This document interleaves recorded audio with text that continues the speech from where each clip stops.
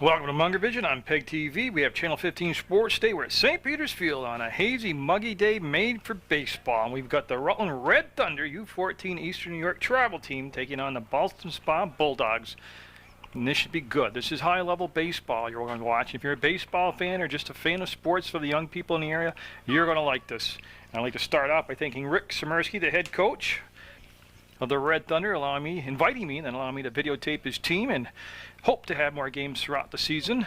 But today, St. Peter's Field will be his home field, and the Ballston Spa Bulldogs will be in the orange uniforms, and the Thunder will be in the black uniforms.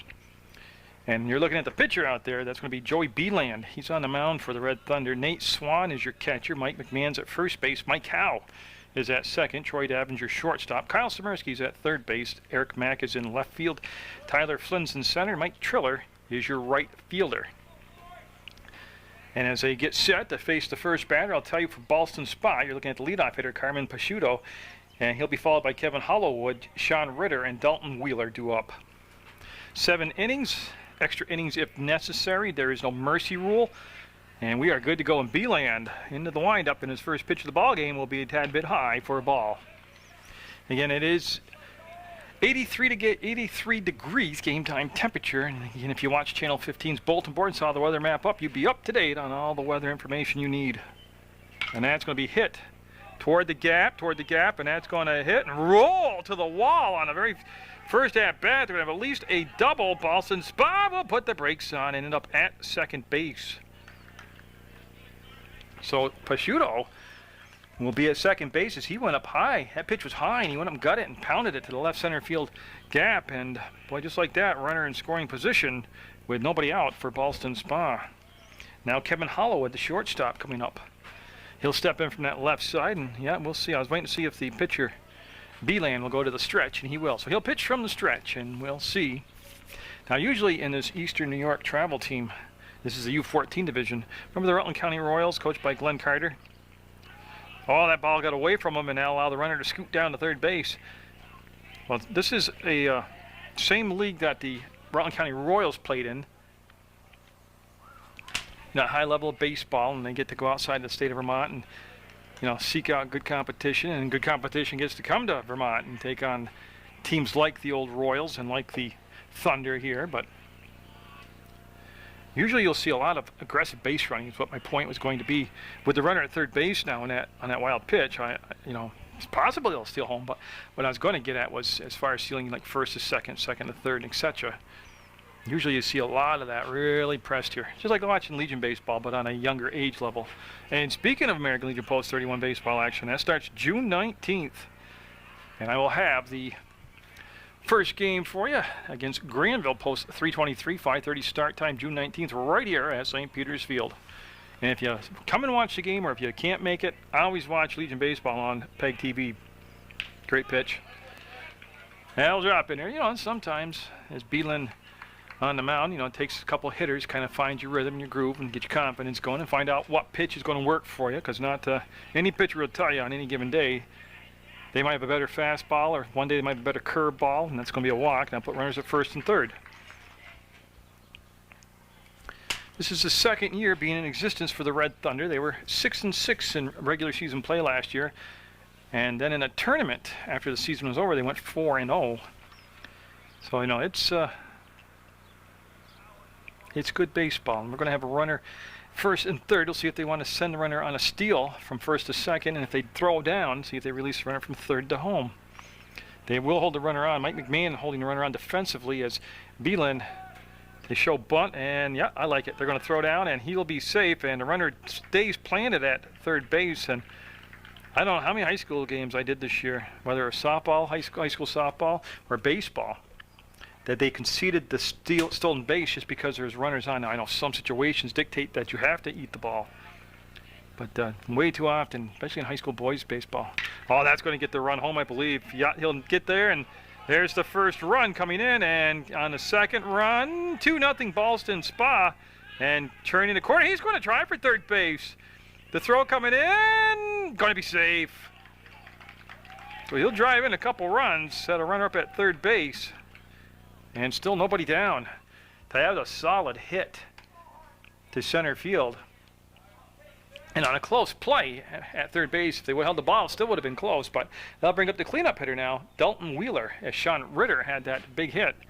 And Beeland, like I said, if you talk to, you can talk to the great softball pitchers like Jessica McDonald out of Mill River or Taryn Foster up at Otter Valley. You can talk to very good baseball pitchers like Ryan Carter for MSJ and pitchers like that. And they'll tell you, it takes an inning or so to kind of figure out what's going to be your pitch that day or what's going to be your best pitch, because it changes from game to game. That's popped up, and that looks like another gapper.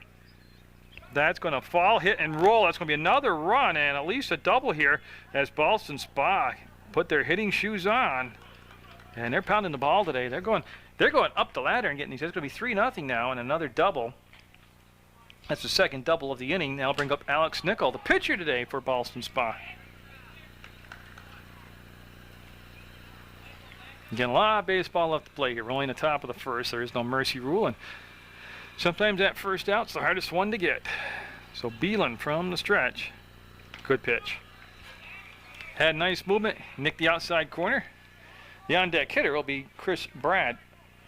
He's going to be the EH today for Ballston Spa. Hey, the sun peeking out here. Oh, great pitch there. Pulled the string on that one, swung through it for an 0-2 count. And they have shifted the outfield alignment more toward third base because the extra base hits have all been, they've been able to pull it, and that will be high. You can see Swan, the catcher, kind of hold it there for that split second, trying to sell it to the umpire, but that's the catcher's job, He's the field general, he's in charge, but he's also got to frame those pitches and try to sell them. Ooh, ooh, ooh. If anything, it was high, but it makes it a 2-2 count. And again, Joey Beeland, number 7, with his back to you on the pitch here, will fire away, and nice stop, nice stop. Catcher went down and got that one, and it'll be a full count now, 3 balls, 2 strikes. Standing down at second base for Ballston Spa is Dalton Wheeler.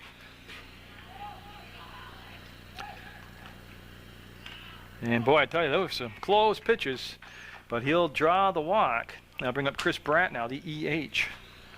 I'll read the entire roster for the Rutland Red Thunder squad. Got a couple players that won't be able to play today. They're on they're nursing some injuries, trying to get through some injuries, and got a little meeting on the mound between Nate Swan, the catcher, and Joey Beeland, the pitcher. And as we're getting down into the order now, and again, they will bat 10 with that extra hitter, and that'll sail outside, be a ball. So on a long first inning here, Beeland's thrown quite a few pitches already. And that one, again, started inside at the hitter, broke outside and came in high, and now we're going to have a meeting on the mound as head coach Rick Smirski coming out, and the rest of that coaching staff has Don Howe, Burt McMahon, and Steve Flynn. And just real quickly, I'll read the roster to you for the Rutland Red Thunder. Tyler Flynn, he wears number 2. Number 3 is Brian O'Rourke. He's one of the injured Thunder players. Mike McMahon is 6. 7, as you know, is Joey Beeland. Kyle Smirski's 8. Mike Howe is 9. Troy Davin 12. Nate Swan 13. Eric Mack of hockey fame is number 14. Mike Triller 16. John Pellerin 20. And Ryan Hammond, number 24, is also injured and unable to play today. So they are having their meeting. You see the umpire in the background coming out. He's going to push things along here and get this moving along. As scheduled for 7, we will go at least 7. There is no mercy rule in the Eastern New York Travel Team League. And so far, 3 runs coming in for Ballston Spa, the Bulldogs. They've had a double, a walk, a triple, a double, and another walk. So, like I said, that it's just about an hour and 45 minutes, 2-hour ride from Ballston Spa up to St. Peter's Field. And they must have been swinging their bats and their cars warming up before they get here, and that pitch will just miss again, and that'll be another ball. So that has been one trip to the mound by the head coach for the Thunder. Pitch coming, and there's a strike. That'll even things up at 1 ball, 1 strike. Again, runners at first and second, nobody down. So that means on first, second, or third base, you have a force out at any base, and also kind of ups the odds of being able to turn a double play with runners at first and second. Samirsky at third base in on the grass, and of course McMahon at first base holding the runner on. And that will be obviously high and load the bases up now. So the base is juiced for Ballston Spa. Now bring up Brian McElwain. So McElwain, the right fielder, coming up. Yeah, and everybody in infield's been drawn in now. So on a ground ball hit on the infield, they're coming home. So McElwain with the table set for a big inning. This team up by 3 already, but the base is loaded, nobody down, and there is going to be pitch out sail outside for a ball. And Beeland, the starting pitcher out there for the Red Thunder. Like I said, in all seriousness, sometimes that first out is all you need to get things rolling.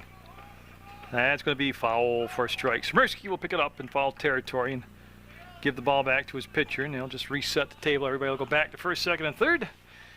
And McElwain will head back into the right side of the batter's box. Again, Munger Vision on PEGTV Channel 15. Bringing you local sports, area sports. And that's going to be hit hard enough for to come home with, and they'll bobble the ball, and just one run will come in. Table's still set, base is still loaded. And that'll be the 4th run of the inning as Wheeler comes in to score. And now Blake Jones coming up, the first baseman for Ballston Spa. And that's one of those deals where Davin at shortstop was just thinking ahead of time about feeling the ball, making a good throw home. Now there is a force out on any base now, including home base. You don't need to tag anybody. Good pitch. And if you notice, also the base is loaded now. They've gone back to the full windup on the mound, Joey Beeland has, and they're obviously not holding the runner on at first base. There's no need to. And that's going to come over to the hole at second. It'll be picked up. They'll go to first, get the out, and first out of the inning on a 4-3 ground out.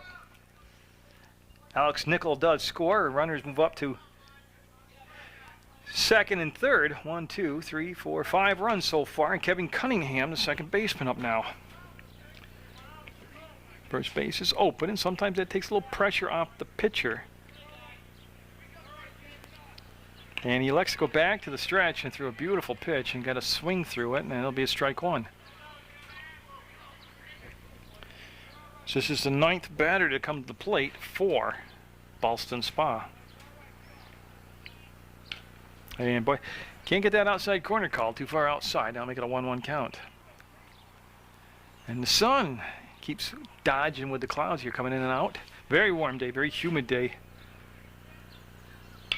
That's going to be hit. I don't think it's going to be hit hard enough to turn to double play. And right there, they'll just collide with each other and not get anybody out.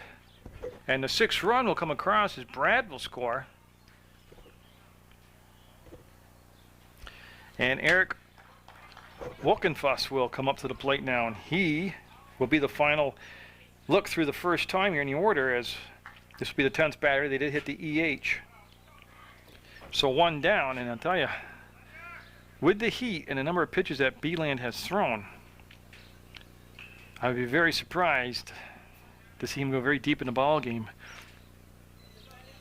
You see the catcher come out, Swan, and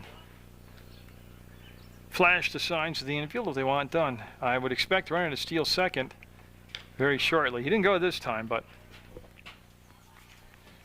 so Eric Wolkenfuss up and takes a strike.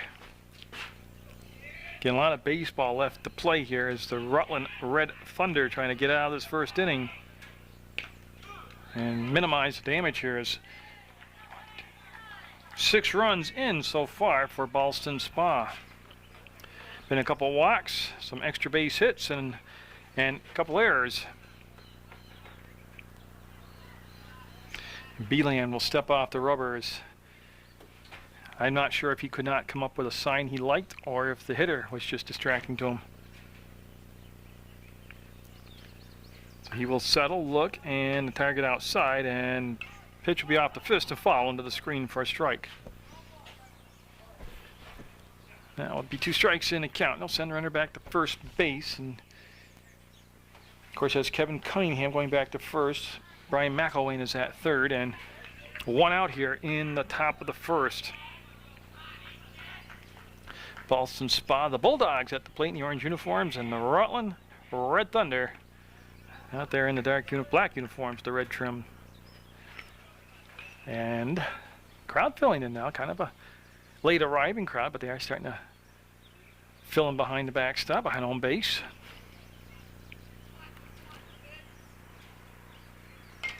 And that'll be fouled off for a strike. So we'll just stay where we're at in the count, and they'll retrieve that ball. Again, 7 innings of baseball action from St. Peter's Field. You know, for the American Legion schedule, too, you can just give the Legion a call on Washington Street, and they can set you right up with the whole season schedule for American Legion Post-31 baseball action. They've expanded the schedule this year. There's more games this season for the Post-31 squad. And, of course, Rutland is hosting the Southern Tournament. That is just roped out there. And they're going to hold up the runner at second. One run will come in, and I tell you, they have been stinging the ball. So Walkenfuss will drive in McElwain with the 7th run. Top of the order, Carmen Picciuto up. He doubled to start the game off. And you're going to have a pitching change for the Thunder. So Eric Mack has come in from left field. They've taken the starting pitcher, Joey Beeland. They put him out in left field. Mack, the new pitcher out there, he inherits a 1 out, 1st and 2nd situation and the top of the order, and there's a strike called. And of course, this is Carmen Picciuto up, and he doubled and scored already once this inning.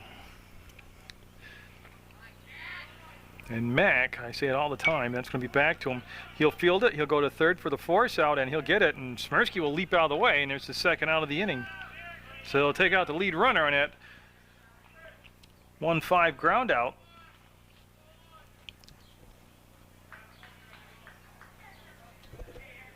And they'll take out Cunningham. That's what I was trying to see out there.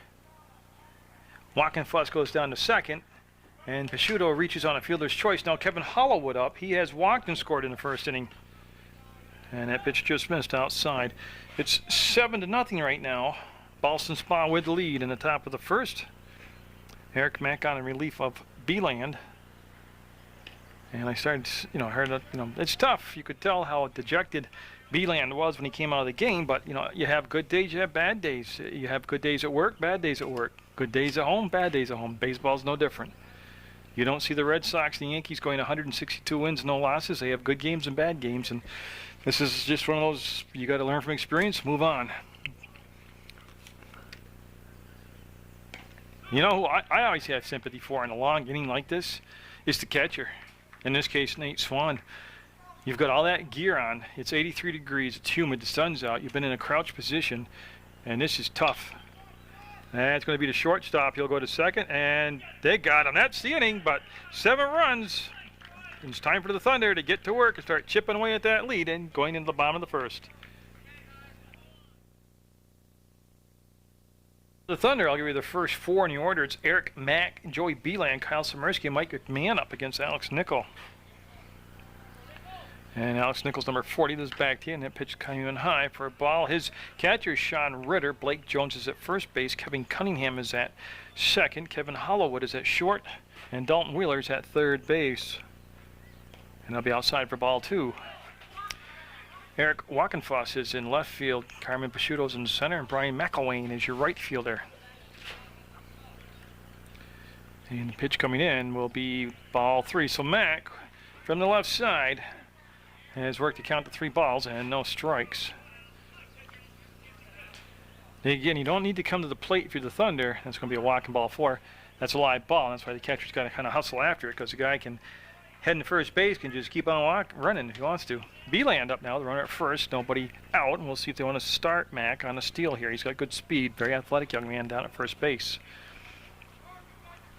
Starting to say, though, if you're the Thunder and you're down 7 runs at the end of the half inning, you don't want to come up with this sense of urgency that you need to score 7 runs right now. You just need to get into the ball game, whether you score 1, 2, or 3 runs here. I mean, great if you scored 7, but you know, you just want to not get goose-egged here in the bottom of the first. That pitch is strike to Beeland. Samirsky on deck for the Rutland Red Thunder in the black uniforms at the plate, trying to get their home season kicked off here. And that's a fair ball. Oh, is that ripped? That was hit so hard, Mac's going to have to stay at second base. I'll tell you what, Beeland just took any frustration he had out from the pitching performance on that ball right now as he hammered that thing down the third baseline. That's why I told you, it's a long way to go. Down 7 runs with 7 innings to go. Just keep on working. Kyle Samirsky up now with 2 on and nobody out.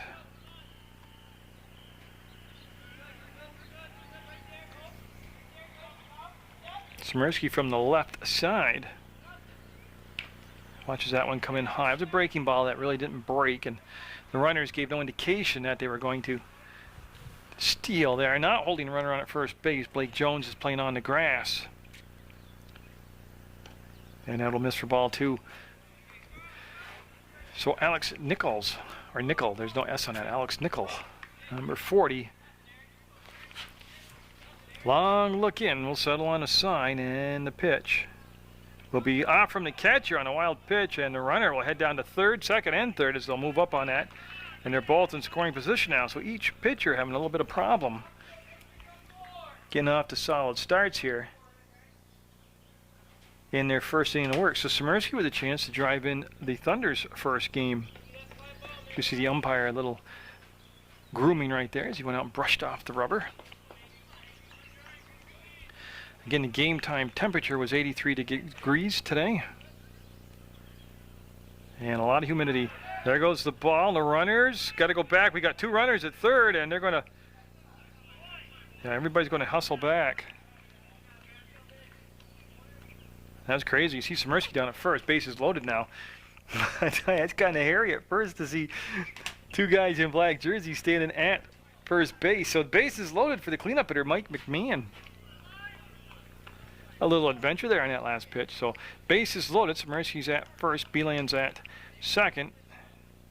And Mac at third. And that's a ball. And I'll tell you, just like that, you can be right back in the ball game here with a big hit. A timely hit. Tyler Flynn is on deck. McMahon. He doesn't want to walk. He wants to get a pitch he can drive. But also, he's, you got to exhibit good restraint, not swing at balls on the strike zone. That's going to be ball 2 right there.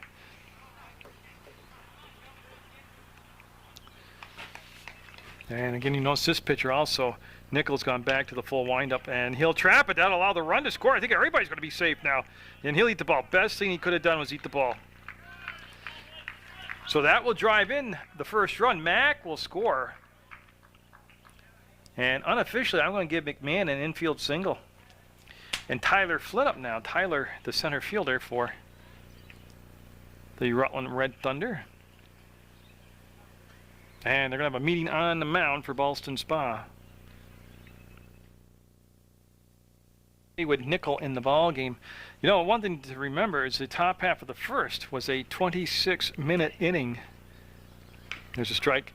That Nickel did come around to bat, but that's a long time between when he last warmed up, when they were practicing on the field in the beginning of the game, and then 26 minutes before you throw a pitch. That's a long time. And that's going to pull the ball towards shortstop. He's going to go for 1, and that's all they're going to get.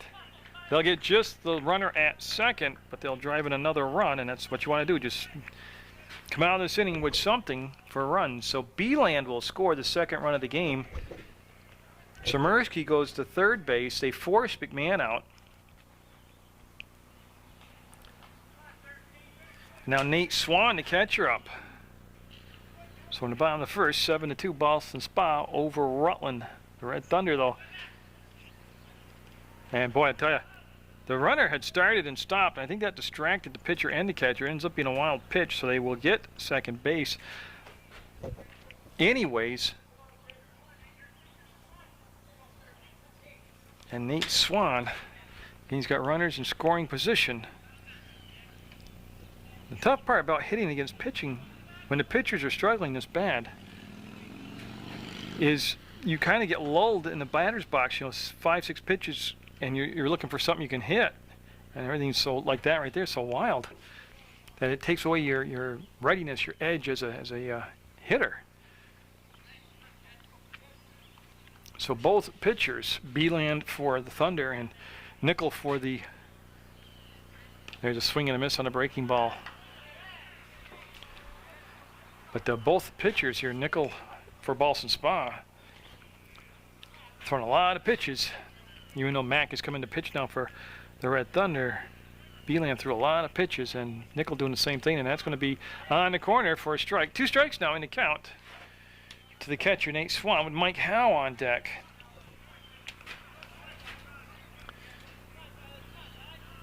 From the stretch, the pitch, and good stop by the catcher.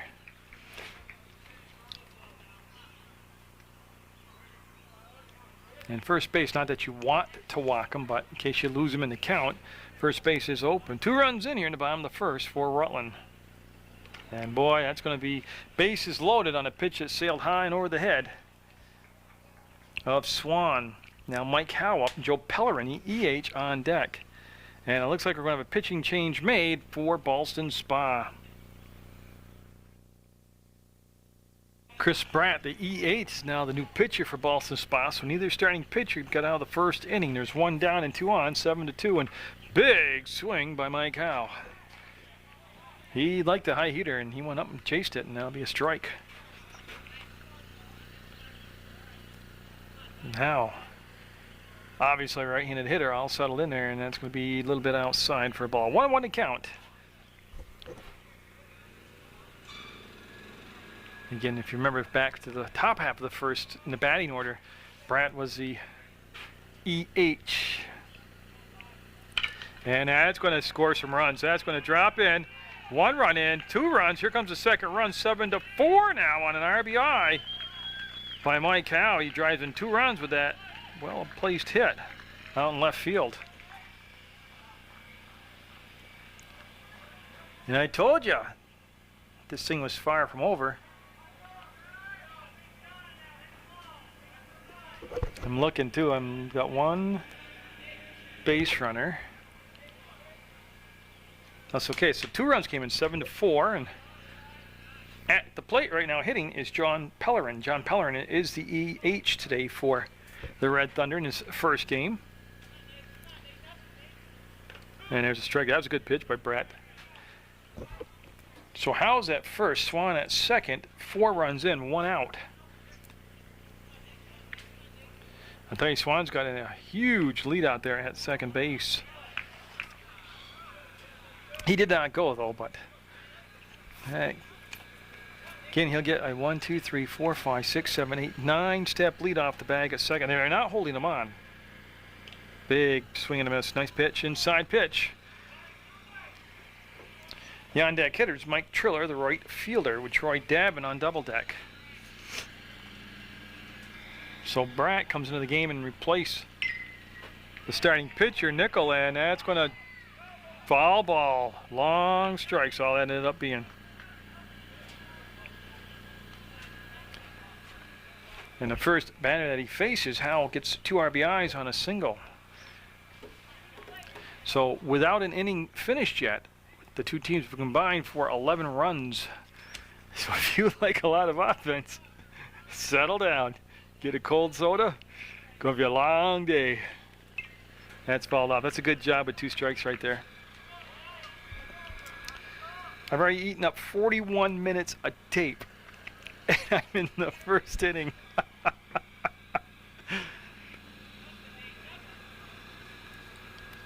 Again, there's a force out at first, second, or third. Got him. That might have actually been a foul tip, but he got it by him, and that was a high heater, and that'll be the second out. And the first strikeout of the game for Ballston Spa pitching. Now Mike Triller up.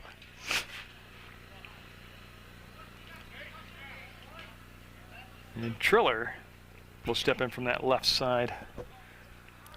7 runs in the first inning by Ballston Spa, and so far 4 for Rutland. Both starting pitchers gone. And there's a strike called. And Chris Bratt, B-R-A-D-T, is how his name is spelt in the book.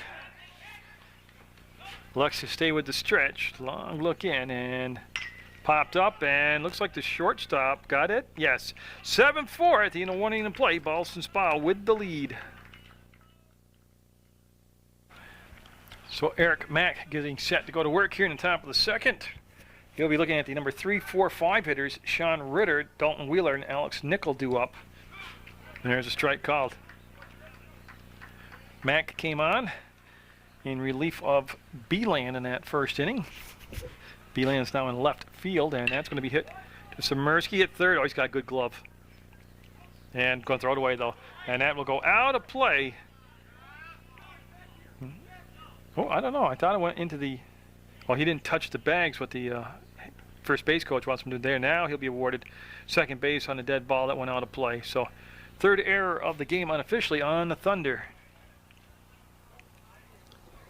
He made a great stab with the ball and the ground ball hit to him, and then he just left the throw short. Now Dalton Wheeler up.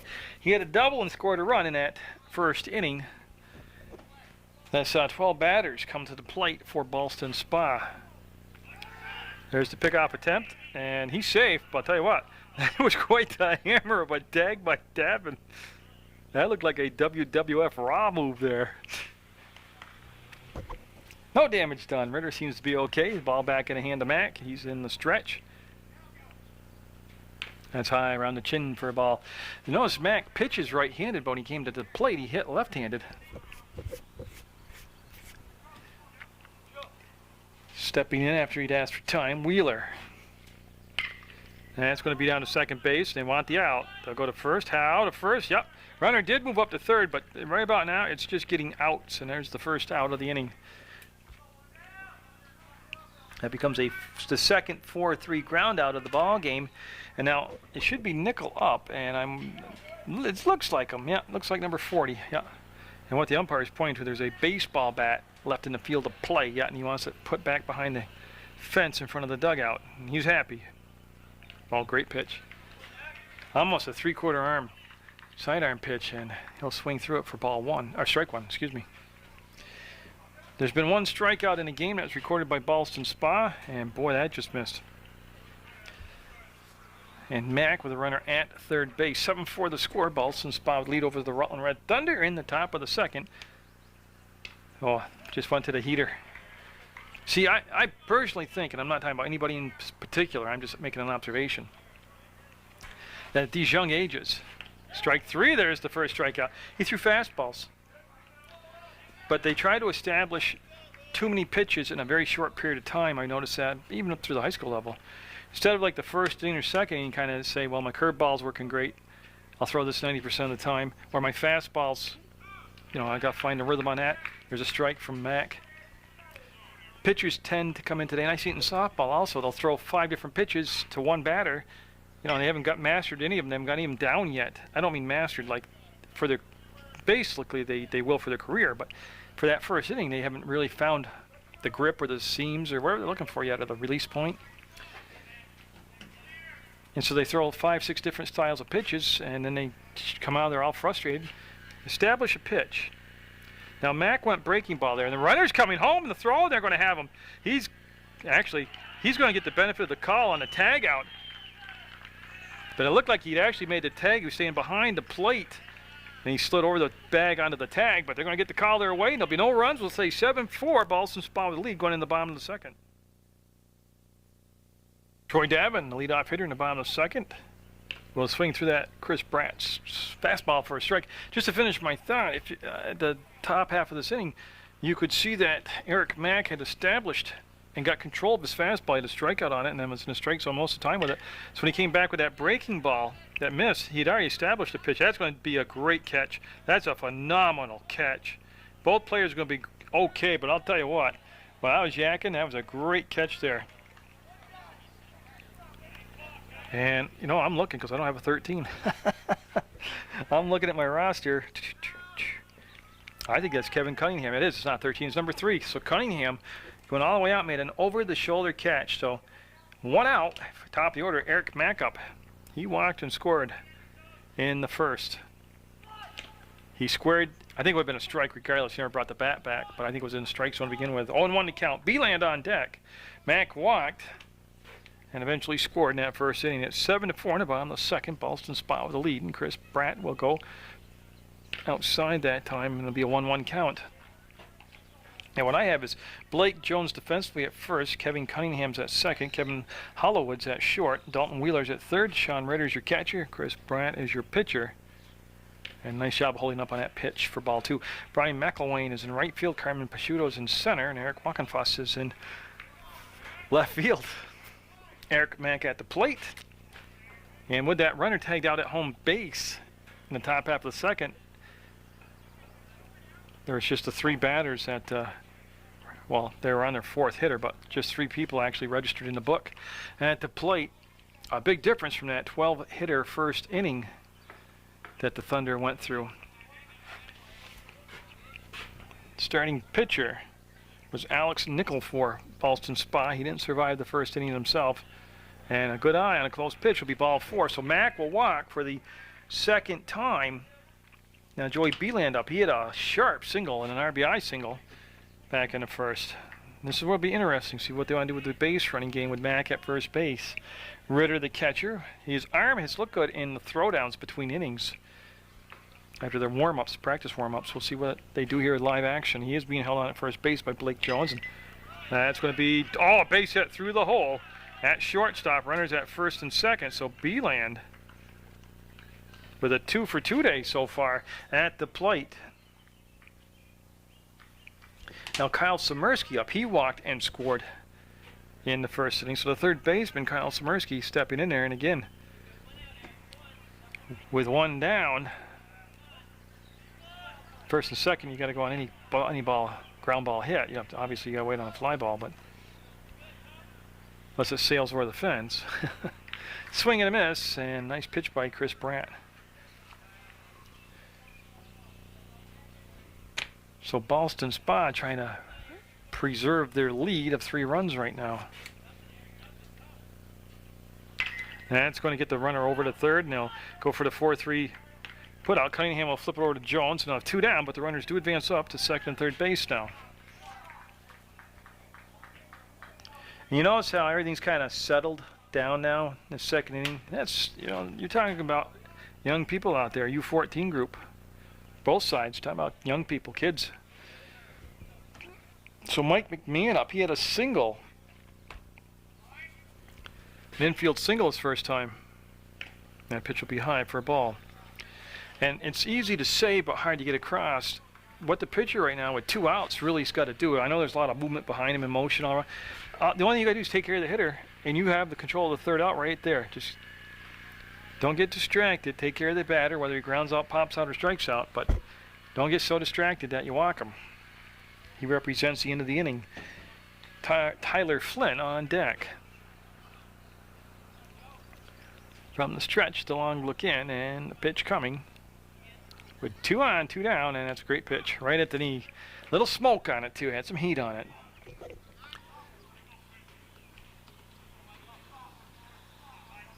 And you can see Brant right there wiping the sweat off his head with his forearm. It is a humid day. I know it's not officially summer yet. That could be trouble. No, Cunningham can't do it this time. 1 run in, 2 runs in. It's going to become 7-6, maybe? Yes. I'm not sure the catcher. He's going to throw down to second base, and they're all going to know he's safe. Great base running on the trail play there. 7-6 to score as Mack comes in and Beeland comes in. And McMahon ends up with a couple RBIs, and he goes to second base on the throw after a single. And now Tyler Flynn up.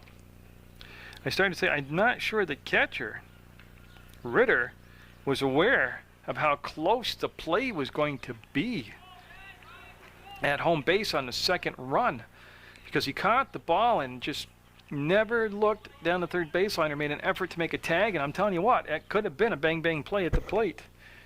Now Tyler Flynn up with a tying run at second base. So see that? 7 runs in the first. You got a long way to go. Game's never over. What's the old saying that Yogi Bear said, till the fat lady sings, or it ain't over till it's over, or whatever? Got a 7-6 game. We're in the second. 1 hit away from tying it up. The Rutland Red Thunder at the plate. He liked it. He went up and hacked at it, and it'll be a swinging strike. U14 Eastern New York travel team baseball action on Munger Vision on PEGTV, and that website for PEGTV is easy, www.pegtv.com. PEG stands for Public Education and Government Television. All great pitch.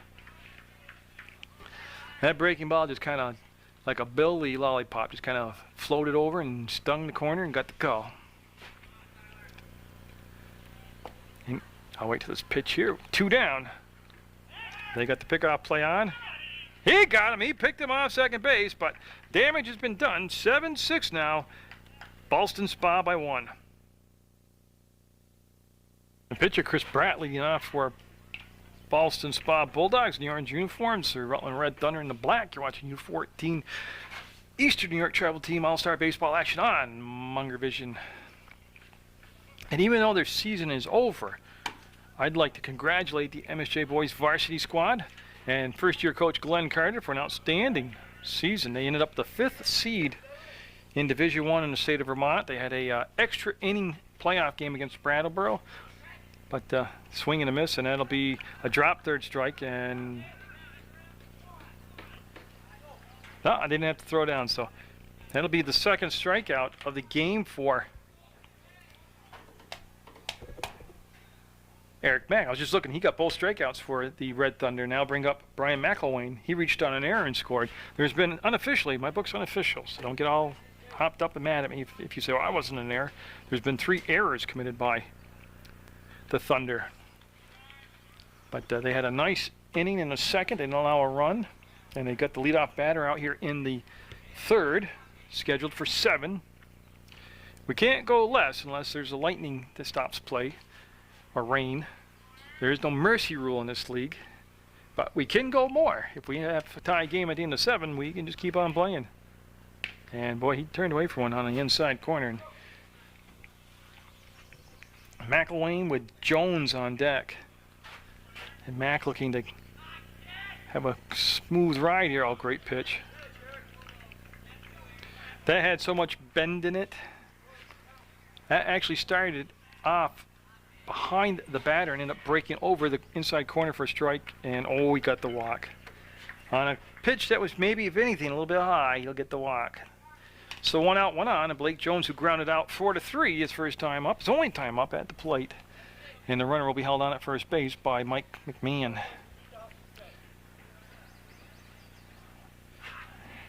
And it could be playable. That's a tough catch right there. Actually, it was a long way to run for Smirsky. Gave it a good effort, but you can see the crowd I was talking about around there, around home base. Yeah, nice support. Like I said, you don't have to have a child playing. You just like baseball or support the youth in your community. Just come on out and take it. If you like baseball, just come on and take in a baseball game. Throw to first. He's back safe. Don't forget, there's been a runner picked off in the ball game already. That's how the last inning ended. So Mack from the stretch. Oh, got that outside corner. Tickled it. Got the call.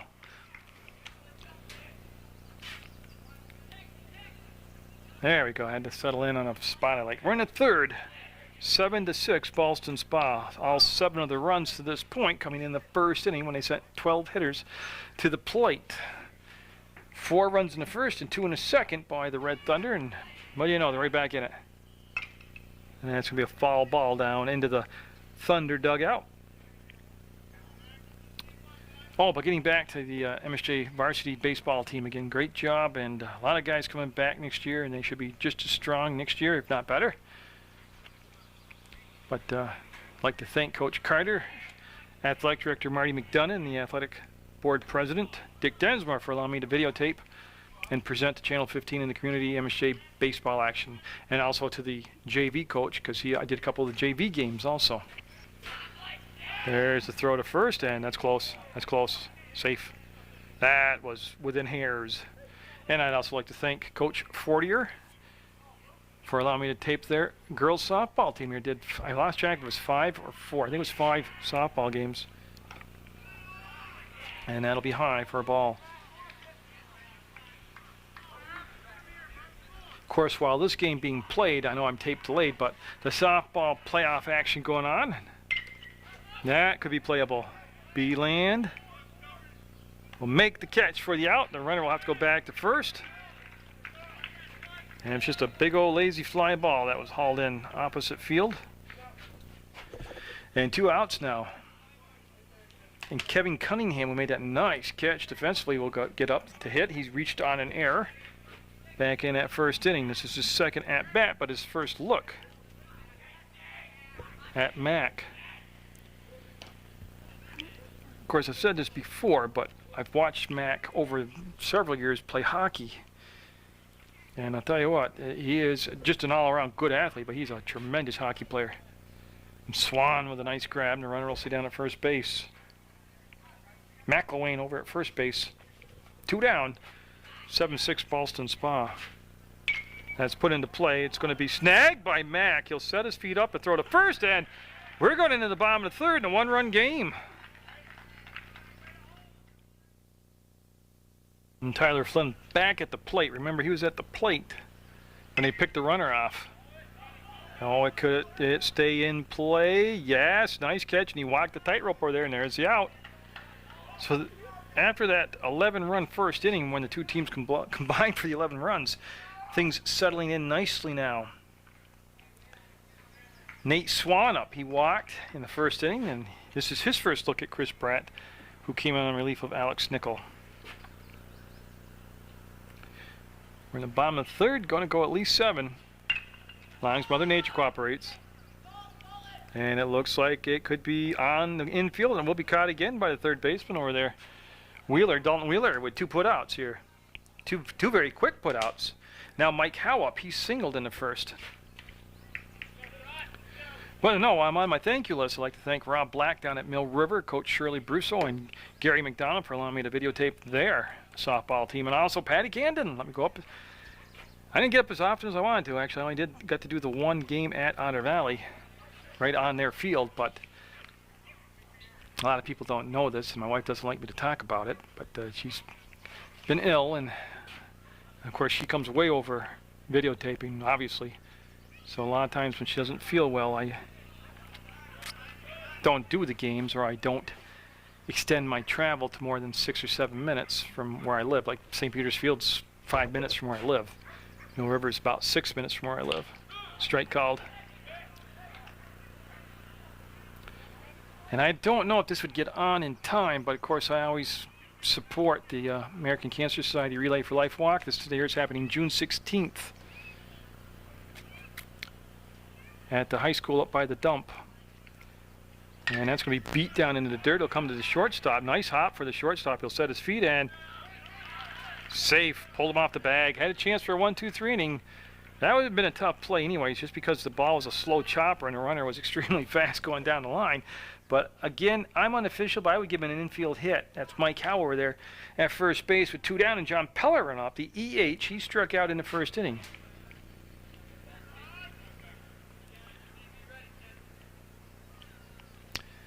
So the tying run at first, the going ahead run at the plate, and the pitch will be a ball. Not that it's relevant, but a lot of people don't realize I started volunteering for PEGTV taping games in November of 1995, because I do all the sports from hockey to basketball. I used to do lacrosse, field hockey, baseball, softball, yeah, I mean football and stuff like that. So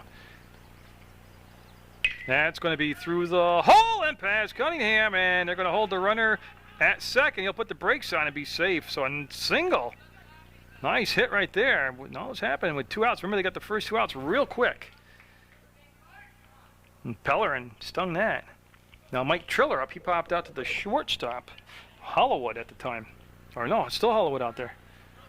Well, I started to say, though, but everybody thinks that it's Munger Vision now. It's just me, the headset, and the camcorder.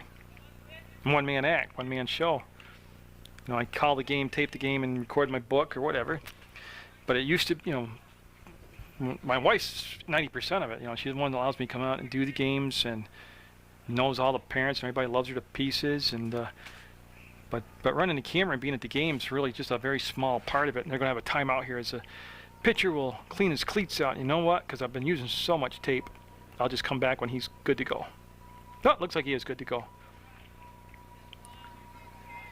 No, you gotta understand how selfish I am leaving for all these ball games, and how unselfish it is of my wife to let me go to do all these sports coverage, because I'm volunteer. I don't get paid or anything.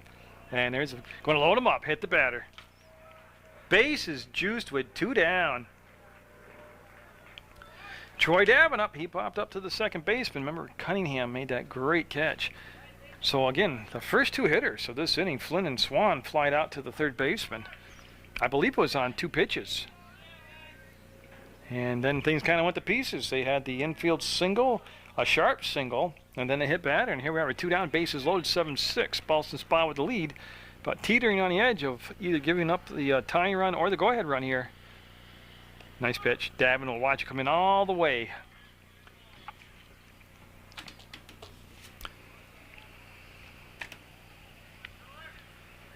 And see the catcher flashing the signs there, and he flashed that outside thigh, and that's where he sets up, and that's where the pitch went, but too far outside, and it'll be a ball. 1-1 to count to Troy Davin with the top of the order. Eric Mack on deck. After scoring 7 first-inning runs, Ballston Spa's offense has been shut down in the second and in the third. And yeah, he'll step off the rubber, and they'll force the runner to go back. That's Pellerin back at second. It's Howe at third, Pellerin at second, and Triller at first. Davin at the plate, and the Rutland Red Thunder. That'll be ball 2 in the dirt. Nice stop by the catcher Ritter, and Chris Bratt came on in relief of Alex Nickel. And again, he's done a really nice job in relief. And he's trying to just get that final out. And again, he took a long time looking around. You got to remember, if you're the pitcher, you control your destiny right now. Don't get distracted by the guys dancing around first, second, third base. I mean, your teammates will communicate to you, or they should, if there's something extremely weird happening around you that you've got to be aware of. Other than that, if you take care of the batter, whether pop up, ground out, foul out, strike out, you've got the third out. And that is lifted, and going to be caught. They'll leave them loaded, and we'll stay 7-6. Ballston Spa with the lead going into the fourth. And Eric Mack will be looking at Eric Walkenfuss. Then at the top of the order, Pashutto and Hollywood. And Mack has done a nice job coming on in relief of Beeland. Now, Beeland may not have gotten the pitching, you know, his best performance at pitching, but he's sure been good at the plate. He's 2 for 2 at the plate. That's going to be a strike for Mack. You know, in all my thank yous, I think I forgot my dear friend Joe Harrington and Paul Dunches at West Rutland. Let me videotaping their softball team. So I apologize for that, but hey, I appreciate it. Got post-31 baseball action coming to you on Munger Vision on PEGTV. Some more of the Red Thunder baseball action. That's up the middle. The shortstop, Davin. Oh. That's where you come down to the old basics. Keep it simple. Square up to the ball. Get your glove in the dirt. And you make that play. That was a little unconventional, but it'll be an error. It'll be the 4th error of the ball game as a team. Leadoff batter on, and Carmen Pashutto up. He's been on twice. He's hit a double, and he's reached on a fielder's choice. You know, we haven't really seen the base stealing that I thought we would see in this ball game. Of course, it doesn't mean it won't explode now. Just got, I tell you what, we've seen a batter or a runner picked off in this ball game, and Max got a real nice move for a right-handed pitcher to first base. The traditional double plays in order. Runner being held on at first base by Mike McMahon. And they want to bunt him over, and Mack, same deal. They call him out, much to the dismay of the first base coach. And I'm not against discussing a call, questioning the call. But at this age level, what I have learned is you can voice your disapproval of the call, but then you're setting an example for you 14 guys. That means no more running your mouth about it or throwing a fit or, you know, or saying something to Doug about the terrible calls, if you think it is. I mean, I don't think that was, but that's the only beef I would have, and I'm allowed to have beefs. And I'm not saying that Ballston Spa is even going to do this, but I've seen in the past, in baseball and softball level, at any age level, like they thought he was safe. You could tell that by the body language. Okay, that's cool. I got no problem with that. But now you kind of got to let it go because players at young ages get distracted real quick if you keep harping on that call. There's the play to second, and they'll save it from going in the outfield. The runner will dive back and be safe. So there's 1 out, 1 on. 7-6 to score. Ballston Spa the lead. Hollywood at the plate. And Eric Mack on the mound. Again from the stretch, he'll check the runner back. That's going to come to Mack. That's going to be one play. That's the first base, and they'll get the out. That's the second out. Runner does move up to third base. That is significant. Wild pitch, pass, ball, or an error, and you can score without the aid of a legitimate base hit. But same deal now. 2 down. You're the pitcher. Sean Ritter's the hitter. Just worry about the guy at the plate. Stay focused on the hitter. Mack looking for his 3rd scoreless inning of work in a row. I like the way he went back to the full windup too with the runner at third base. He just, obviously he feels more comfortable pitching from the full windup as opposed to the stretch. Oh, that's a shot, and it's going to be controlled and caught for the 3rd out. So for the 3rd inning in a row, the Rutland Red Thunder will hold Ballston Spa scoreless, but they trail 7-6. Top of the order, Eric Mack is up. Chris Bratt back to work and throws a strike. He's up 0-1 to leadoff batter Mack, who has walked twice, scored twice. Beeland on deck. He's driven in a couple runs, scored a couple runs, and had 2 hits so far in the ball game. And oh boy, he'll have a hickey on his hip in the morning as he got hit with the pitch. That's the 2nd batter that's been hit by a pitch by Bratt. And they'll bring up Beeland. Like I said, he singled in the 1st and 2nd. The 3rd inning was the first inning that neither team scored. There's a throw to first and risky play, but he's back safe. Again, when things kind of fall to pieces, I'm a big believer in go back to basics and keep it simple. And Ballston Spa with a 7-run first. There's a strike called. And again, the scoring for the Rutland Red Thunder squad's 4 in the 1st, 2 in the 2nd, zip in the 3rd, and they got a runner on first base with nobody down in the 4th. And Beeland has been red hot. He's at the plate. Mack with a very conservative lead at first base, being held on by Blake Jones defensively. It's a warm and hazy one today from St. Peter's Field on PEGTV on Munger Vision. Great pitch, so right-handed hitter. That reminded me of the Brattleboro High School pitcher, Scooter Scott, who beat MSJ in the playoff game here in 8 innings. That was his pitch right there to the right-handed pitchers. It's just a matter of finding consistency with it. That's fisted up in the air, foul. Looks like it's going to go around the River Street. Yep. That's out of play for just a long foul ball across the road. And there's always when you do a Legion or high school game or now a Red Thunder game here, if you drive by the ball field on River Street, you better be awake because it rains balls over there on you. And he held up nicely, but he'll pull it foul. Yeah, it'll be out of play foul. So 2 strikes now, and Bratt, number 15, got 1 strikeout in the ball game. But again, all you want to do is not hurt yourself. You don't want to hit people or walk them. You want to put the ball in the play and let your defense do the job behind you.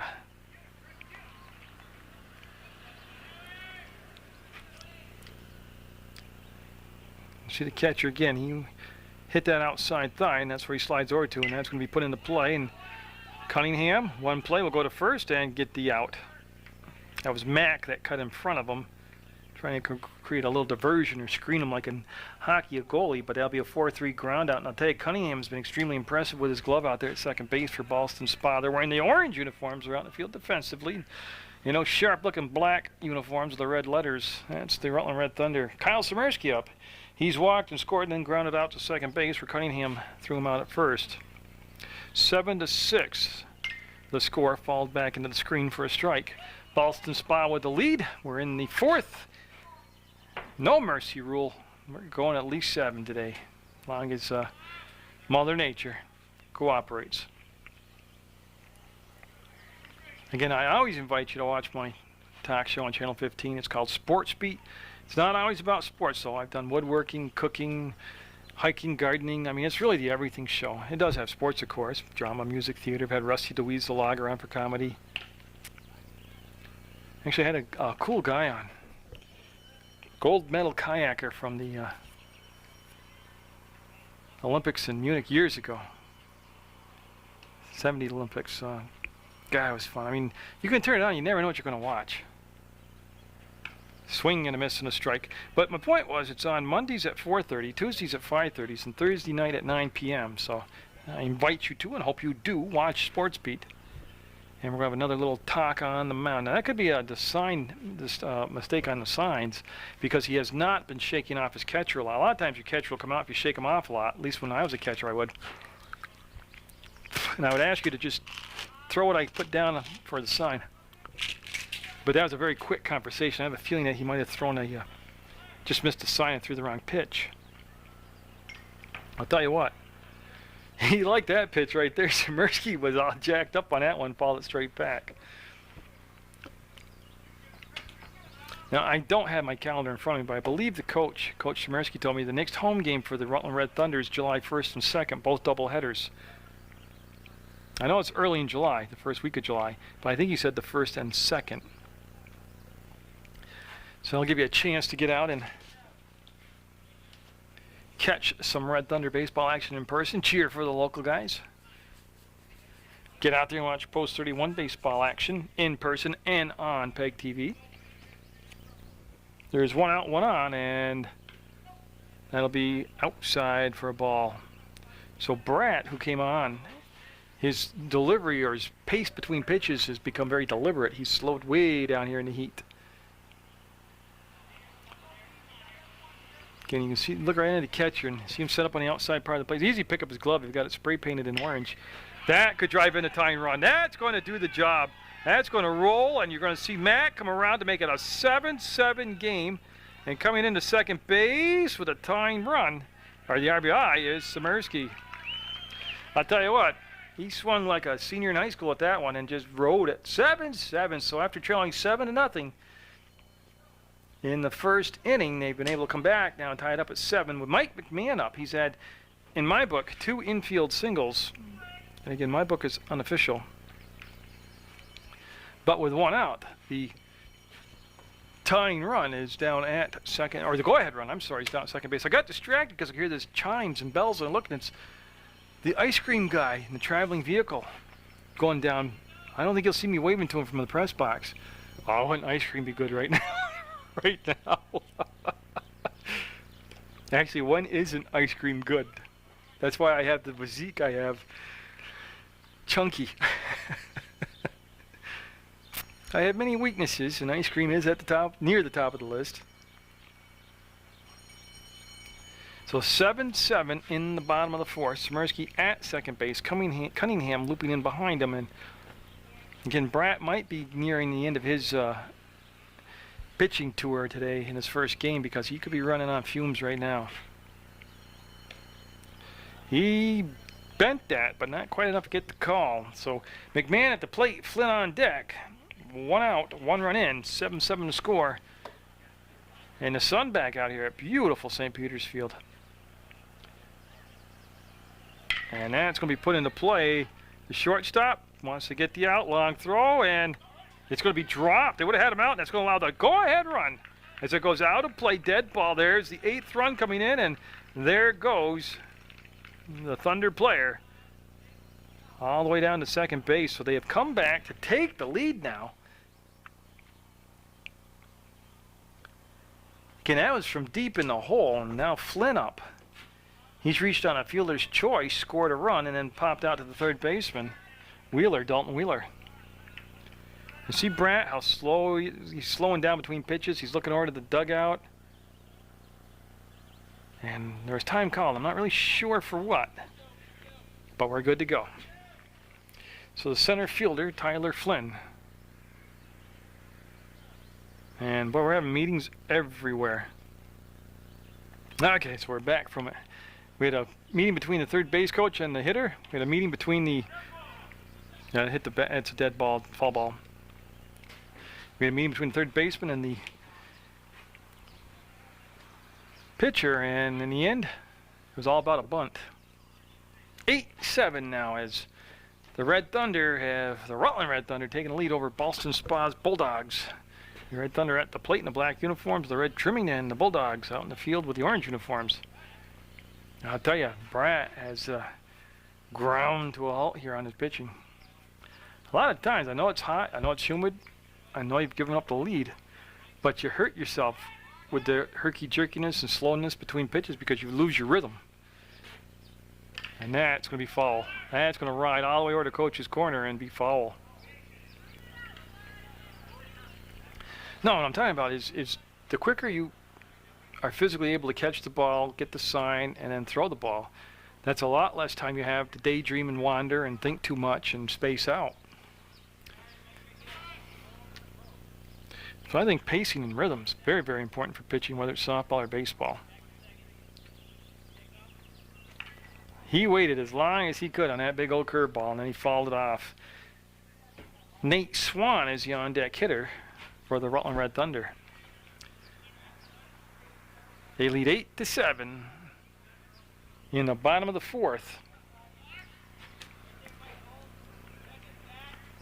Again, they keep looping in behind that runner at second, and that's going to be strikeout number 2 of the game, second out of the inning, and it came on a curveball. Now Nate Swan up, walked in the first, and flied out to third base, where Wheeler made the catch. 2 down, and that runner down to second base is still Mike McMahon.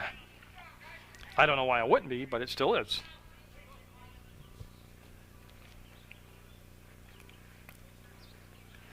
And he'll go from the stretch.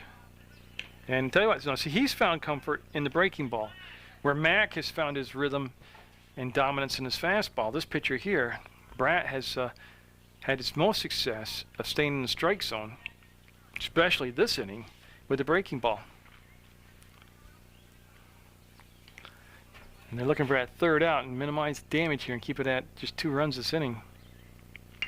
That's fouled out of play. And he's up in the count, 0-2.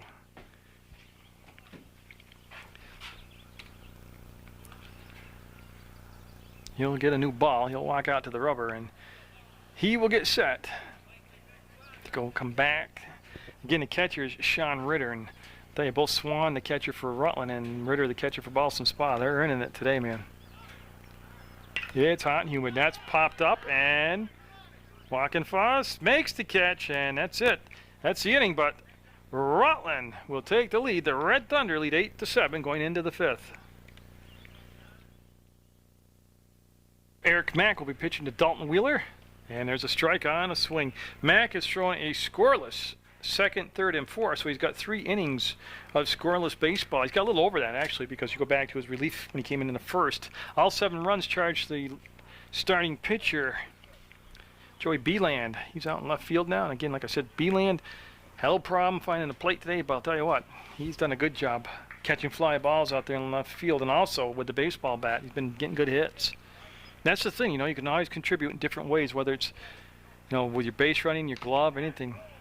I'll tell you what, that was a close pitch, and got a lot of oohs and ahs from the Thunder dugout. Wheeler, Nickel, and Brandt do up here in the top of the 5th. And that was close. So Eric Mack, number 14. See how he's catching and firing? He found the sign he wanted, and that's got a chance to be knocked down. No, it's going to be a base hit up the middle. A diving attempt by Davin, but there'll be a leadoff hit for Ballston Spas. They're looking for the tying run now, as they've led most of the game all the way into the last inning. And Wheeler at first base, Nickel up. He has walked and struck out, and he's also scored a run.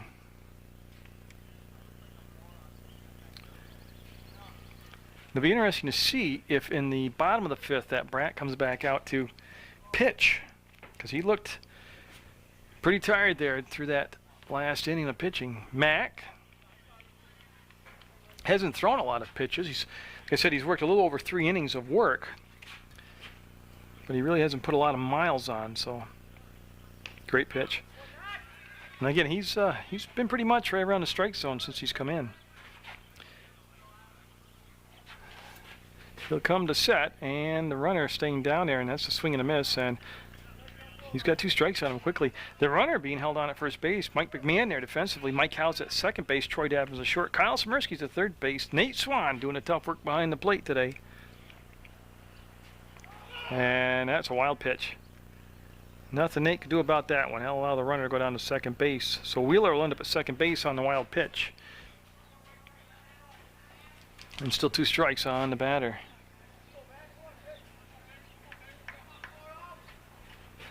And that's foul ball strike. Now Joey Beeland's in left field. Tyler Flynn's in center. Mike Triller is in right field. That's the defense for the Rutland Red Thunder.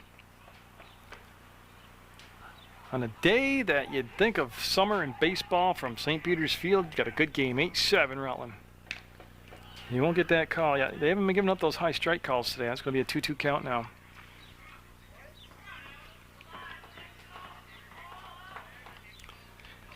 Again, Swan, watch him set up here and see where he wants to target. So Mursky will back up on the ball, make the scoop. He's got a long throw across the diamond. Got him. Great play by Samersky. That's a big time. That's a big league play right there by Samersky. Runner does go over to third base with just 1 down. Now Chris Bratt up. He's walked and scored and struck out in the third. Tying run down at third base. And of course, this is where all the pressure comes on between the battery of the pitcher and the catcher. Of a pass ball or a wild pitch. You want to keep that ball in front of you and play. Great pitch. Now, don't forget, the pitcher out there's got a couple strikeouts, and he'd love to ring up one up here. Get a strikeout here, and the runner can't advance, but that's a lot of what-ifs. Mack fouled off the fist toward Otter Creek, out of play. I don't know if you get into it or not, but something Vermont doesn't get a lot of attention for. In the summertime, it's great, kayaking. Oh, you can do the flat water stuff, the recreational stuff on the ponds and on the lakes. A lot of beautiful places like that to paddle around. Great pitch. Got him. There's his strikeout he needed for the second out. Third strikeout of the ball game. Comes at a great time. 2 down now, runner at third. Now bring up McElwain. McElwain reached on an error and scored and then walked. But we got some gentle streams, not like a class 3 or 4 rapid type deal. This could be the inning. It's going to be to Mack on the backhand side to throw to first and to catch, and they'll strand the tying run at third. It'll stay 8-7. The Thunder with the lead. Ballston Spa Bulldog Chris Bratt does come out to pitch the bottom of the 5th. Mike Howe with 2 infield singles hits the first pitch in the air mile, and he's going to be out. 1 pitch, 1 down. That was Kevin Hollowood that'll make the catch at shortstop for Ballston Spa. Like I said, it doesn't mean you won't score, but it really helps you out to get that first batter out. Now John Pellerin up. He is 1 for 2 today. He struck out and singled. It's 8-7. The Rutland Red Thunder coming back from a 7-0 deficit to take the lead here in the bottom of the 5th. They're at the plate, and that's going to be a ball. Again, defensively for Ballston Spa, Blake Jones is at first, Kevin Cunningham is at second, Kevin Hollowood is short, and Dalton Wheeler is at third. Sean Ritter's behind the plate. Chris Bratt is at the on the rubber, and he won't get him to swing at that one. That'll be ball 2.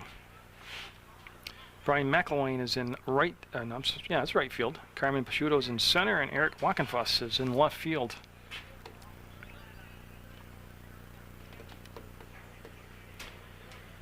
And Bratt surrendering the lead last inning. Will miss outside with that pitch right there. And I think it's July 1st and 2nd that the Rutland Red Thunder will be back here at St. Peter's Field for a doubleheader both days. More than welcome. Come down, put a little sunscreen on, sit in the bleachers or over in the shade on the first base side, and take in a baseball game and do some hooting and hollering for the local guys.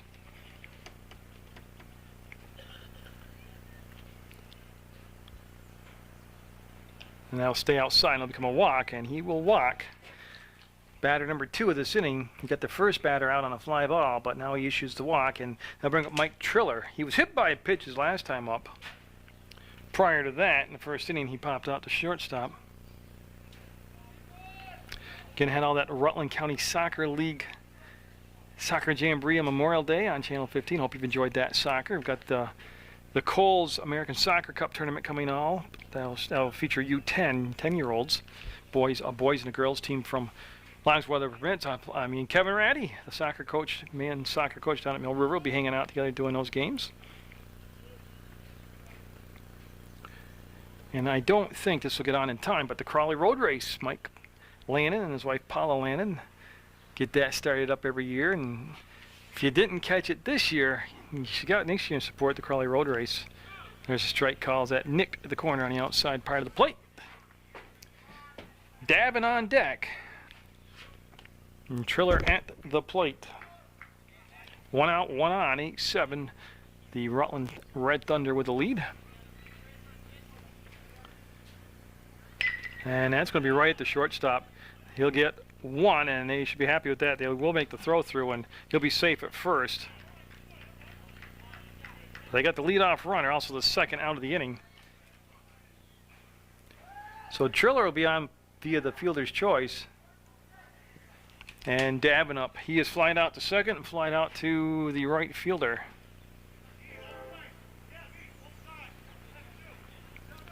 And again, I've been surprised by the restraint on the base pass by both teams. They haven't ran a lot today.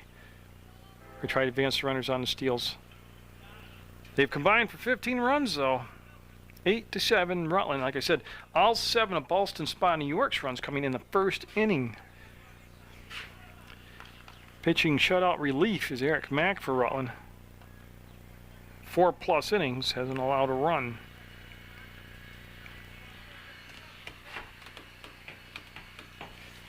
Yeah, well, speaking of Eric Mack, he's the on-deck hitter. There's Davin at the plate, and the pitch on the way will... They got a chance, the runner going, and going to be safe. The ball did not get away from the catcher that far. It's just he had a problem locating it, and the hardest place to see the ball is when it's right below you like you've laid an egg. And that's where it's up to your teammates to communicate that to you. So Davin now with a runner in scoring position at second base and 2 down, looking to make contact, force the defense to make a play defensively. That's how the defense will make a play, it's defensively. Oh, nice pitch. Again, you know, I've said it before, there's the second baseman running in behind the guy at second base, the shortstop circling in. The third out's at the plate. That's what the pitcher should really buckle down on. As the sunshine's been peeking in and out throughout the game, it's out right now. I'll tell you, that drives the temperature up about 10 more degrees on the field. It'll be high for... Oh, called that a strike. Okay. So Davin will look down for the sign, get the sign.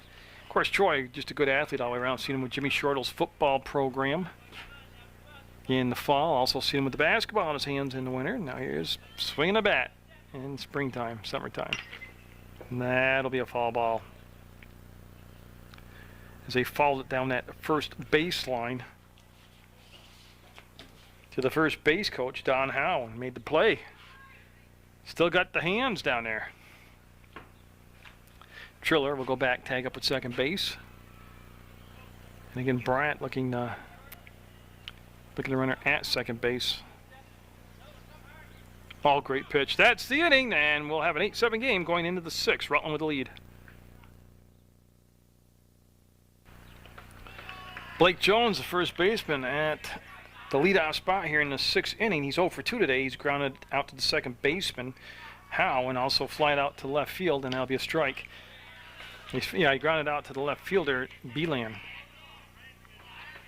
1-1 count, and that's number 14 who's back to you. That's Eric Mack. And now he's got him running up with 2 strikes. Mack, like I said, has pitched a scoreless 2nd, 3rd, 4th, and 5th inning.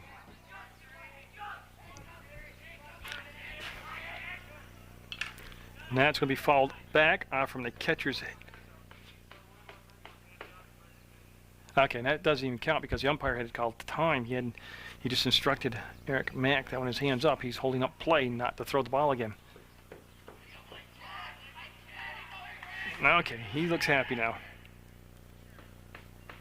That's going to be out of play over on the River Street. And again, once the dust settled from that first inning, everybody kind of got into the groove of the game. Not sure if groove is still used, but it does show you how old I am. So.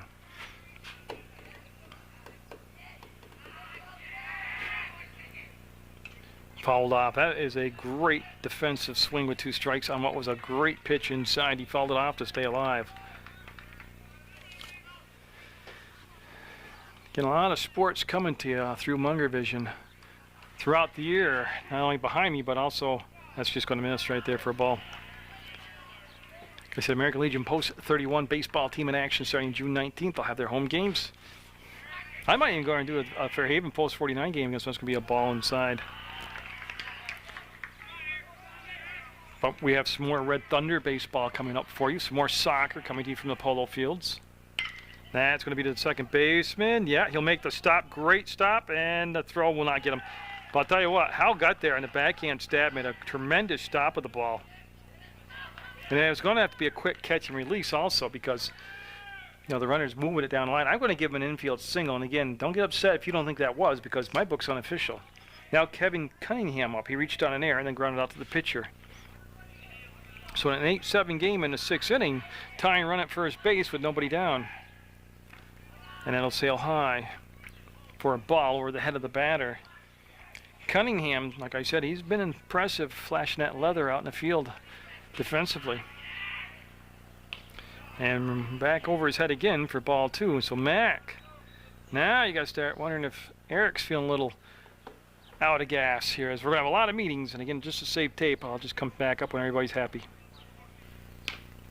Strike called. Now I'm just pondering. I'm not coaching from behind the camera, but what I'm wondering is you've been shut out by Mac for 4 innings. You've got a runner on first and nobody down. Why not a little small ball to push that runner over to second base with less than 2 down? So Mac got the call on that last pitch, and he's set. There goes the runner. The throw down. He's got him.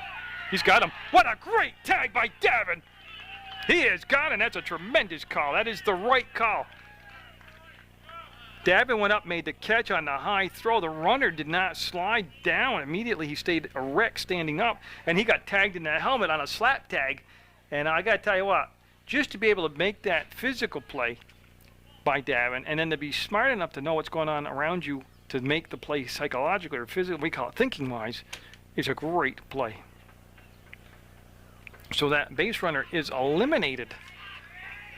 Now there is a strike called there for strike 2, so there is now nobody on, 1 down. And I can't tell you enough what a tremendous play that was. But on the flip side of that, he would have been safe if he would have just gone into the conventional slide 5-6 feet from the bag. He went in standing up until the last second, which I don't understand that. And that'll become a walk. So instead of 2 runners on, there's now just one runner on, 1 out, and Eric Wackenfuss up. He has singled and reached on an error, so he's been on base twice today. His last time up, he got stranded over at third base. Again, Mac, on in relief of Beeland's pitch, scoreless baseball, has not allowed any runs to come across the plate. He's in the 6th, trying to protect a 1-run lead.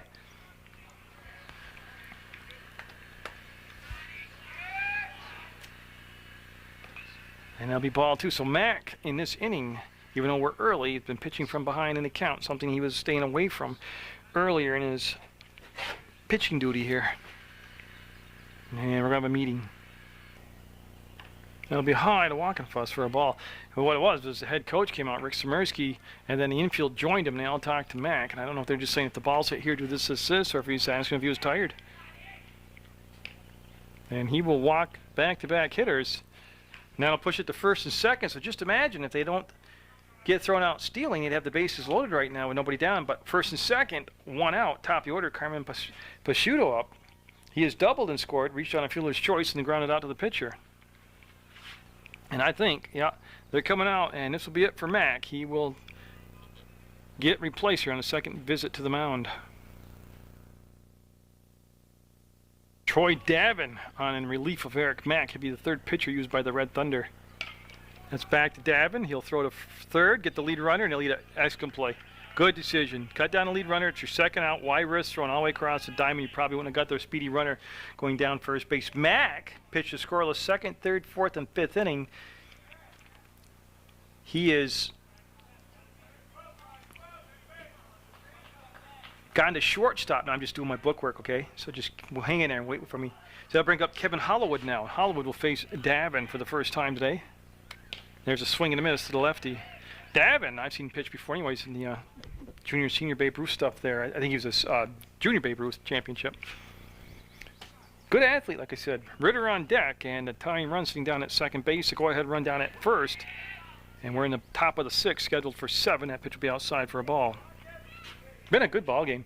Like I said, that first inning was long by both sides. They combined for 11 runs in the first inning, 7 for Ballston Spawn, 4 for the Thunder. But yeah, then they're young guys, and they kind of got their heads together and started executing plays, and been a good baseball game. Davin with 2 down. Does have a base to play with here, but he'd like to take care of it right now. Also, if you're looking at Ballston Spa, say if it goes into the 7th inning, 8-7 still, they're in the middle of their order. They're right where they would not mind being. They're going to be at the 3, 4, 5 spot in their order, which, I mean, they can push through that right here if they extend this inning, but 2 down and Davin. A little grooming there around the rubber where the hole was made by the previous pitchers. Yeah, and he'll watch that one come in high. That's ball 4. That's what I thought. Now the bases are loaded. And that puts a little more pressure on you as a pitcher because now you don't have that open base to play with. Sean Ritter up. He tripled and scored. He's reached on an air and he flied out to right field where Mike Triller made the catch. So a base hit here would at least tie, if not give Ballston Spa back the lead. They had a 7-0 lead midway through the first, and then Rutland Red Thunder battled all the way back to take an 8-7 lead, and that's a strike. Good pitch. Fastball popped the glove of Nate Swan behind the plate. Big moment in the ball game. Bases juiced, 2 down. Thunder trying to hold on to the lead going into the bottom of the 6th. I'll tell you what, that gets by him. I think they got him at the home base. Nope, he's going to tie the game up on a wild pitch. And there was a big collision at home base between Davin and Walkenfuss, but he will score and everybody will move up.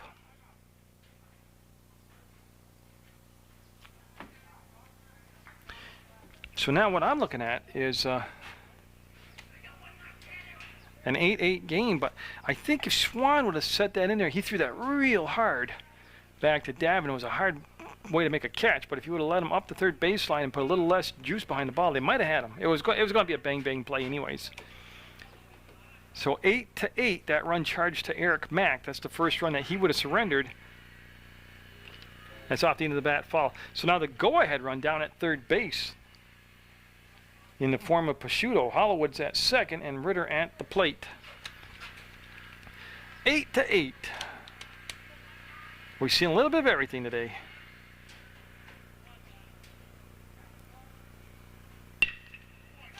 That's a fair ball. I didn't follow it because I thought it was going to be foul. That's going to send in 1 run. 2 runs will come in. They'll have a 10-8 lead, and they will go into second base with a double and 2 RBIs. So now that will complete the book on Mack. So Ballston Spa scoring in the first inning 7 runs, and they got shot at the second, the third, the fourth, the fifth, and then scoring 3 runs here in the 6th. And that's going to be foul ball out of play. Well, yeah, and don't forget this inning started off with a single, an infield single by Blake Jones. He was thrown out trying to steal, and then 3 walks have really aided Ballston Spa here to take the lead back 10-8. And Davin just looking for that elusive third out.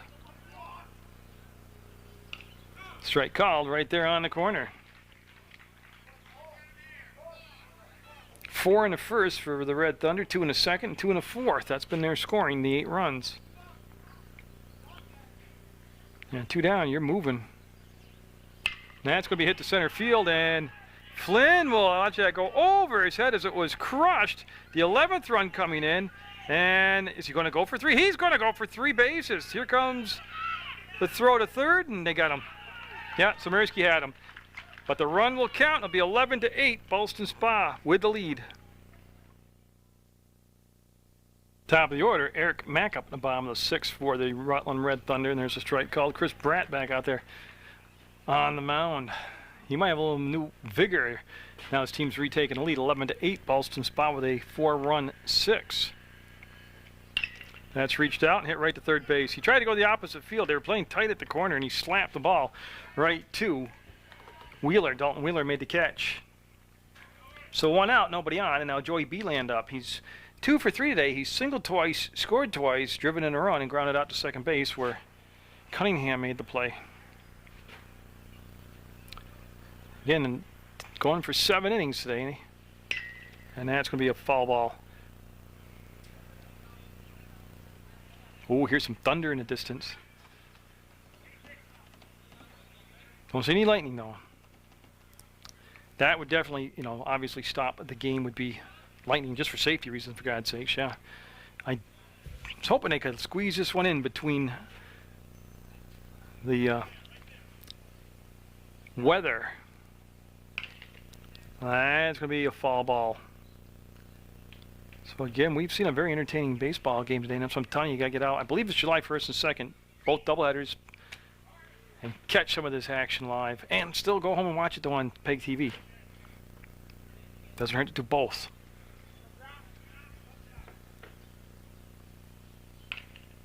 That's foul ball. It's dead ball, he said. Dead ball, dead ball. Hit him in the batter's box. Be a foul ball. Be strike 2. Now, I've been calling him Bradt. B-R-A-D-T. But the center fielder just are Bradt. It's a good thing Ballston Spa is not in the viewing area. But since I started with Bradt, I'm going to stay with that for the ball game. 1 out. Nobody on. 2 strikes. And tell you, he protected the plate, put the ball in the play from his knees. He'll throw the first 2 down now on a 1-3 ground out. On an adventurous 1-3 ground out. Now the number 3 hitter in Kyle Szymerski up. He's walked and scored in the first, grounded out to Cunningham at second in the second, and then doubled in a run and scored a run in the fourth. Again, there's only been 2 innings that they've been shut out, the Thunder. They scored 4 in the first, 2 in the second, zip in the third, 2 in the fourth, and nothing in the fifth. So Szymerski, the third baseman up there, and foul ball. And again, you can see how much the body language has changed here in the pitcher for Ballston Spa since his team has retaken the lead for him. He's picked up the pace between pitches. He's not lethargic and walk around with his head down. It's amazing what winning does for the psyche. And you're at, well, actually, I'm at St. Peter's Field. You're probably like in your living room or bedroom watching the game.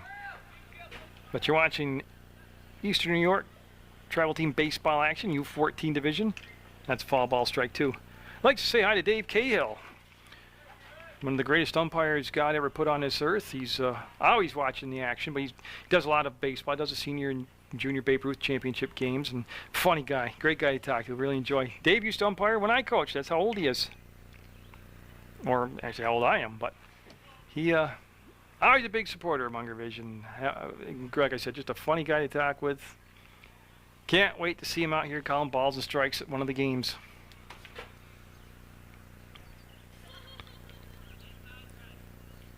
So the long look in with 2 down and nobody on, and the pitch coming. It's going to be lifted. It looks like it could be playable. And it will be caught for a 1-2-3 inning. Scoreless. It'll stay 11-8. Ballston Spa with the lead going into the 7th.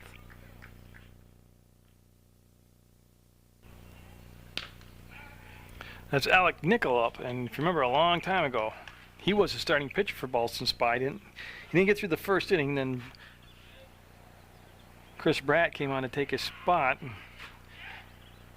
That's going to be lifted and well out of play for a foul ball strike.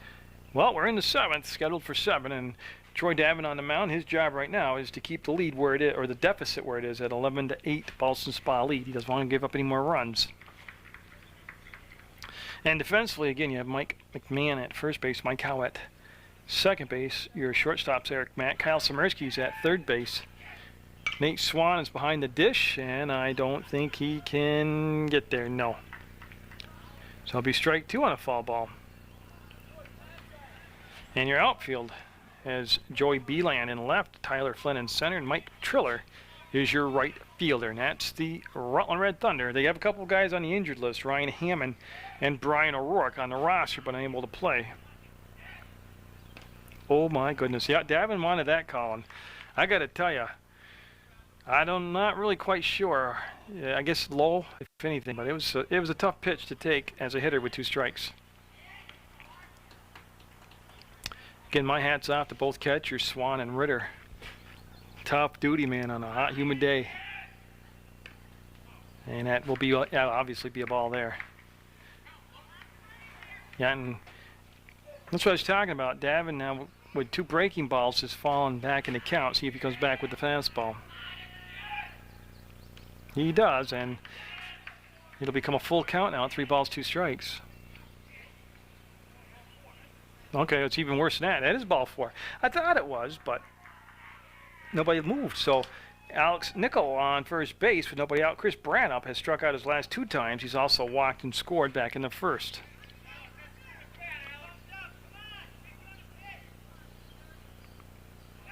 There's the fake over to first. The runner scampered back. He had a very short lead anyways. Mike McMahon holding him on defensively. We're there for the Thunder. U14 baseball action. That throws over there, and nice job of keeping the ball in play.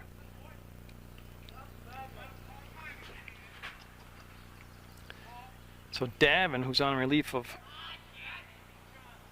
Mack, who's on relief of Beeland. So 3 pitchers to this point used by the Thunder. And right now, there they are again, just trying to. There's a strike call. The throw will not come down because the catcher, Swan, had a little problem transferring the ball from the glove to the hand. See him wiping it off. I'm sure he's saturated with sweat down there. And then he wisely didn't try to, rush the throw and get a grip on it and throw the ball out in center field, make it even worse. So Nickel will be over at second base, and that's going to be strike 2 call. 2 strikes now from Davin to the batter, Bratt, B-R-A-D-T. McElwain on deck for Ballston Spa.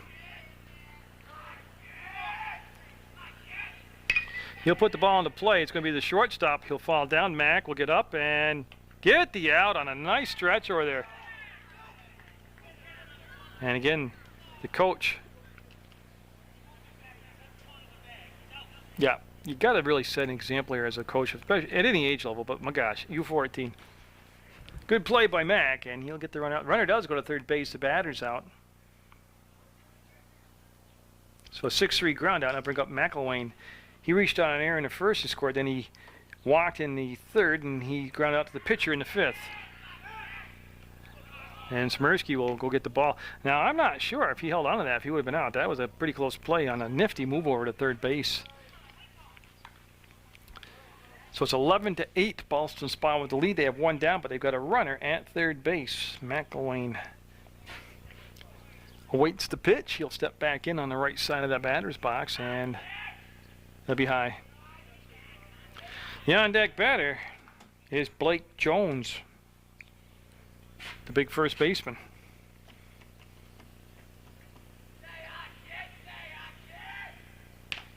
And there's a strike called at the belt.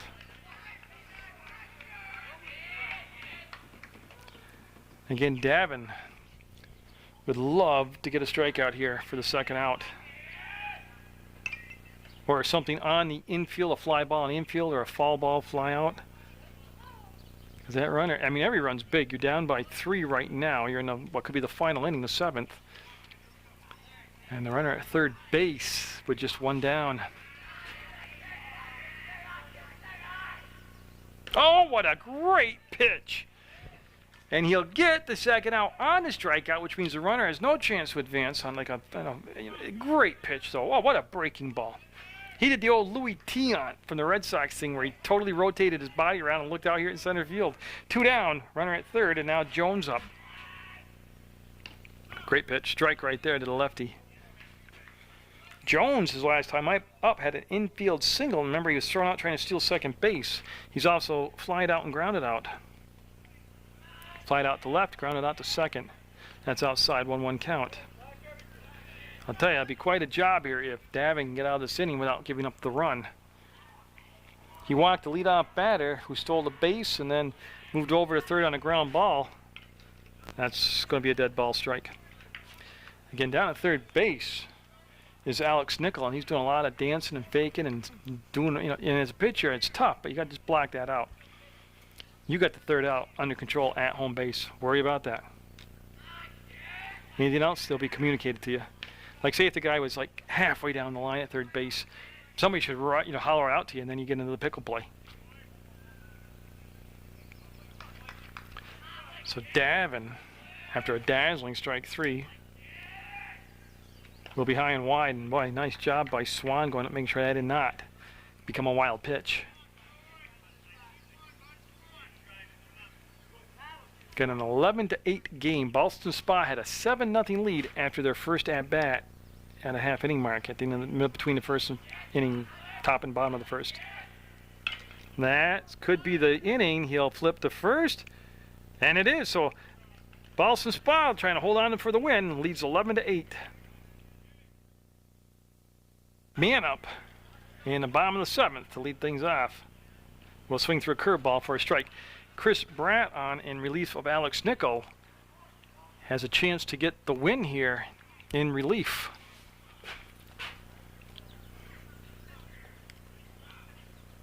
Remember, he replaced Nickel way back in the 1st inning. And again, he's given up 2 runs in the 2nd, 2 in the 4th, but in the 5th and 6th, he's held the Red Thunder scoreless. And he's got a 3-run cushion to work with right now. That's going to be to the shortstop, Hollowwood. He'll boot it. Will he throw? He did. And that was a mistake. Yeah, he threw it away, and that allowed the runner to go down to second base on the ball out of play. And it's easy from up here, but at that point, you have to think about just eating the ball and minimize the damage done.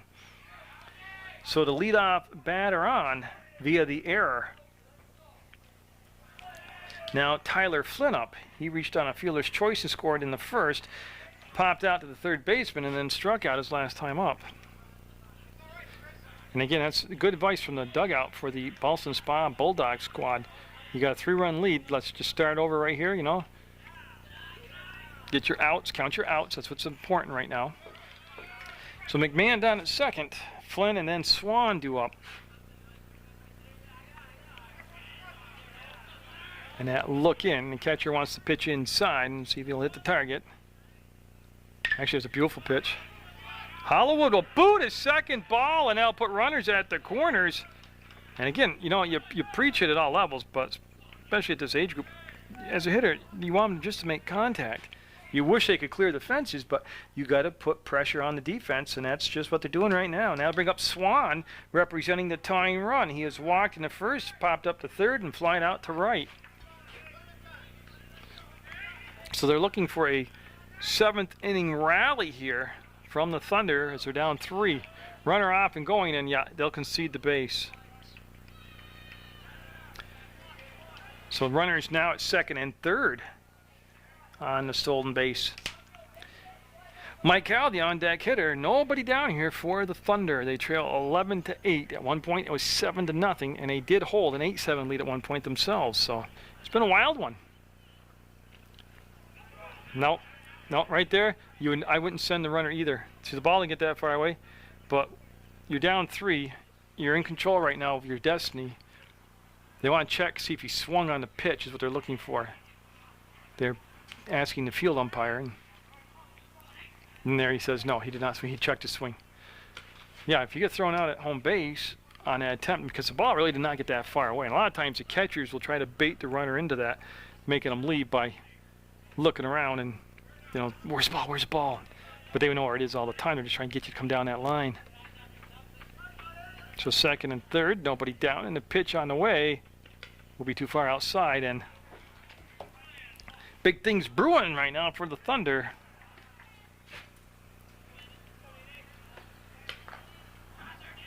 Cleaned his cleats. They showed bunt, strike called, nice pitch at the knee. I got to tell you, too, I don't have any problem with being a little adventurous like that, making it exciting with a little squeeze. And that also could be a fake. That could be just take that pitch, fake the bunt, and they've drawn the 3rd baseman now, Wheeler, and very, very deep at the grass, which makes it easier to hit by him. That ball put into play is going to score a run.